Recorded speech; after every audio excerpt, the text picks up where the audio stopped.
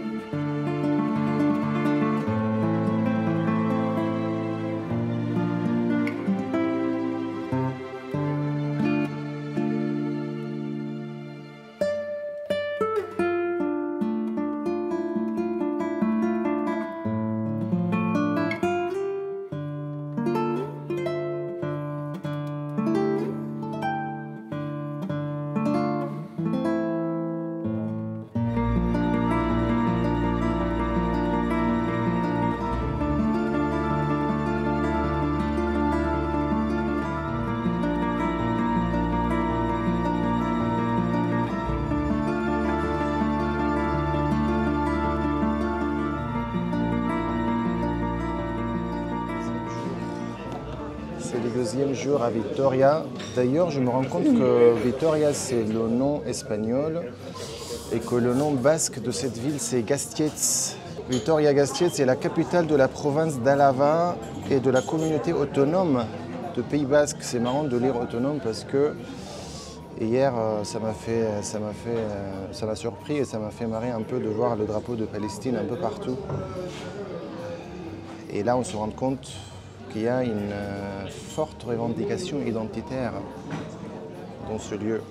Quand il y a un peuple qui partage un territoire, qui partage une histoire, qui partage une langue, qui partage une culture, et qui à un moment donné dans l'histoire n'arrive pas à avoir son droit à l'autodétermination, bah forcément, ça crée des tensions. Est-ce qu'ils ont fait un référendum indépendance? Parce qu'il y a une différence entre indépendance et autonomie. Autonomie, tu peux avoir, tu vois, la Cisjordanie, il y a l'autorité palestinienne, ils ont une certaine autonomie, tu vois, qui ont été désignés par les accords d'Oslo là, dans les années 90. Mais bon, ça n'a rien à voir parce que ça reste une région sous occupation militaire. Il y a un régime militaire israélien en Cisjordanie. là, il y a une autonomie basque. Ils ont les mêmes droits que tous les Espagnols en fait.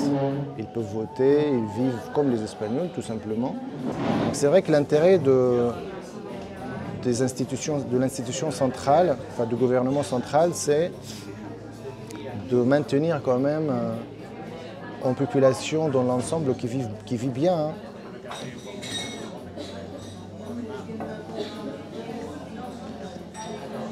Le problème, c'est que vivre bien chez soi, forcément, ça veut dire exploiter quelqu'un d'autre ailleurs. C'est horrible de dire ça. Hein. Voilà, assez de parler politique, assez de parler des choses trop sérieuses. On est là pour se faire plaisir. Par contre, il pleut, il fait très froid. Tu leur dis pas que t'as oublié de prendre tes sous-vêtements au passage? Donc voilà, c'est vrai, Julie se moque de moi parce que... Non, mais c'est pas vrai, parce que moi, la valise, je l'ai mise sur notre lit avant le départ et j'ai mis mes affaires.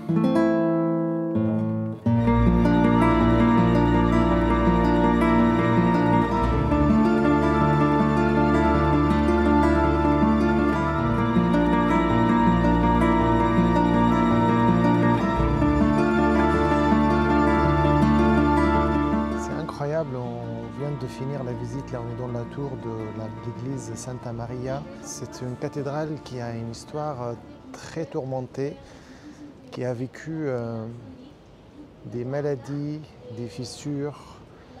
Et il y a eu pas mal de travaux en fait, de rénovation, plus de centaines de travaux au fil des années. Et c'est que dernièrement, les derniers travaux, là, ils ont touché aux fondations. Et tu te rends compte les moyens que l'homme est prêt à mettre en place pour préserver des choses qui sont chères. C'est incroyable. Du coup, je trouve ça une œuvre très fragile et très très touchante qui tient debout aujourd'hui malgré toutes les fissures, toutes les souffrances qu'elle a eues dans son passé. Je pense que là, ça y est, on est descendu jusqu'aux fondations, pardon. Et tout tient bon. Mais il y a toujours les traces du passé. C'est ça que je trouve beau d'ailleurs.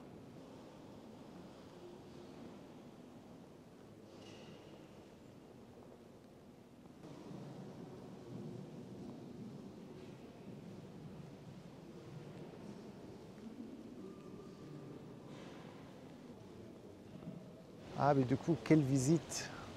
C'était vraiment le hasard, hein. C'est une copine à Julie qui nous a dit il faut absolument que vous allez voir l'église de Santa Maria. Et franchement, hein, moi qui n'aime pas trop rentrer dans les détails, quand j'arrive dans une ville, j'aime bien juste un peu visiter la façade. Je fais le touriste vraiment bon, le touriste de dimanche, quoi, vous voyez. Je trouve que là, quand on rentre à voir des galeries, des musées, c'est pas vraiment pour moi. Mais là, je regrette pas du tout, même pas une seconde.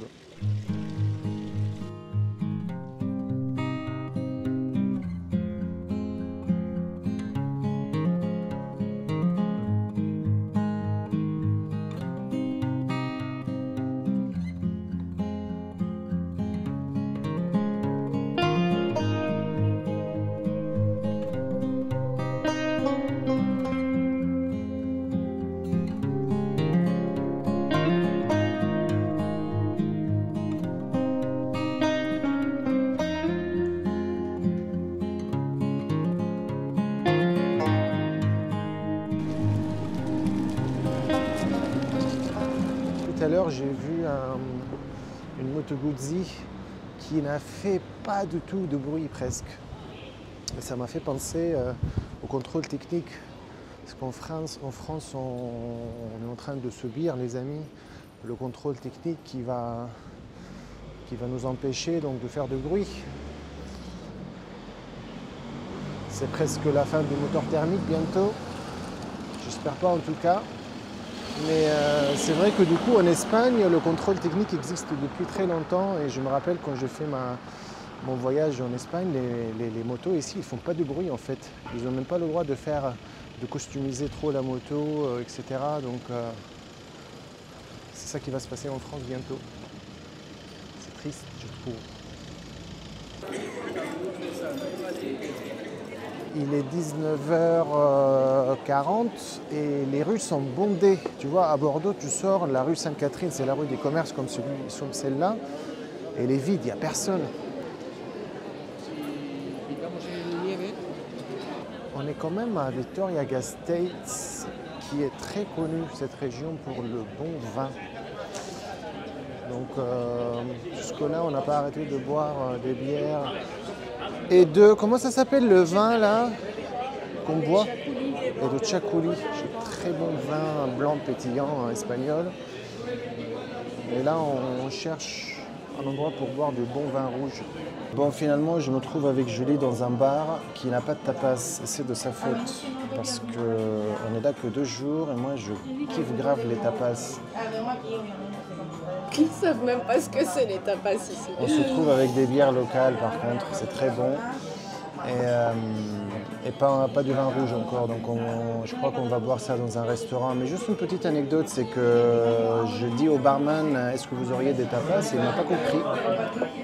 Parce que ici ça s'appelle pinchos, des tapas. Et du coup on s'est demandé avec Julie d'où ça venait ce mot tapas en fait.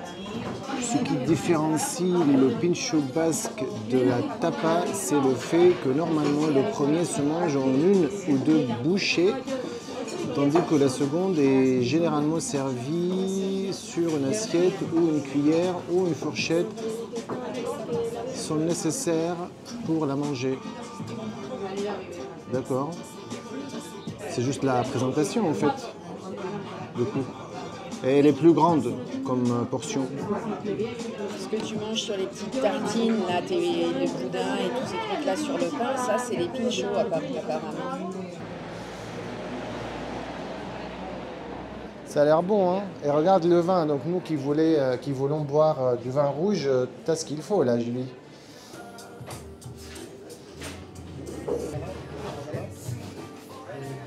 Gracias. J'adore Google Translate en fait. On scanne tout simplement le menu et on a tout ce on a le menu en français.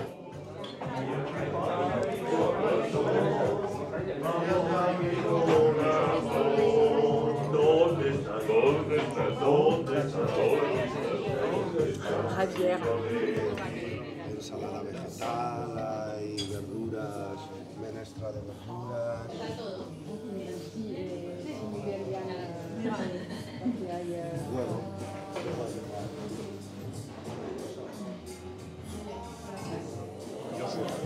J'ai jamais mangé des saveurs aussi contradictoires mais tellement bons ensemble, tu vois.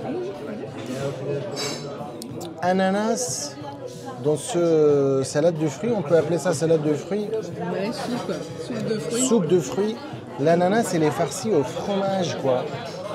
Et puis tu manges les fruits, tu vois, cerises, plein d'autres fruits comme ça.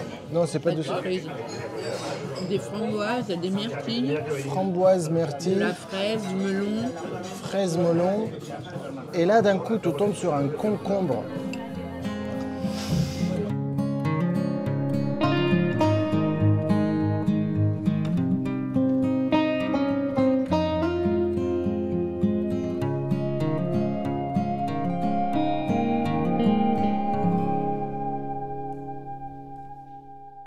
Gracias. Moi, je dis moins de 80 €. C'est incroyable, hein? Vous devinez? 73 €.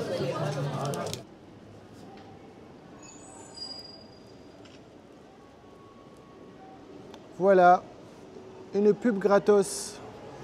Eh ben, ils l'ont bien mérité.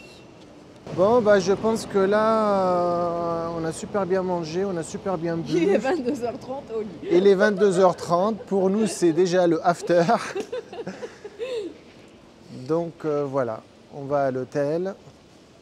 Et demain, c'est le retour en France. C'est toujours un peu triste le retour, mais il y a quand même cette envie de retrouver sa maison, se retrouver chez soi.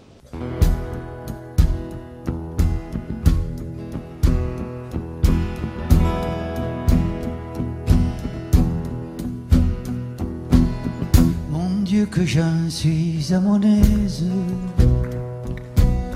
quand mamie est auprès de moi. Tout doucement je la regarde et je lui dis embrasse-moi. Tout doucement je la regarde et je lui dis embrasse-moi. Comment veux-tu que je t'embrasse? Tout le monde dit mal de toi. On dit que tu pars pour l'armée, dans le Piémont servir le roi. On dit que tu pars pour l'armée, dans le Piémont servir le roi. Quand tu seras dans ces campagnes, tu n'y penseras plus à moi. Tu penseras aux Italiennes qui sont bien plus belles que moi. Eh bien, qu'est-ce qu'on peut demander de plus dans la vie, les amis? Bien manger, bien dormir, être en bonne compagnie, et le reste c'est... ma belle, j'y penserai toujours à toi. Je m'en ferai faire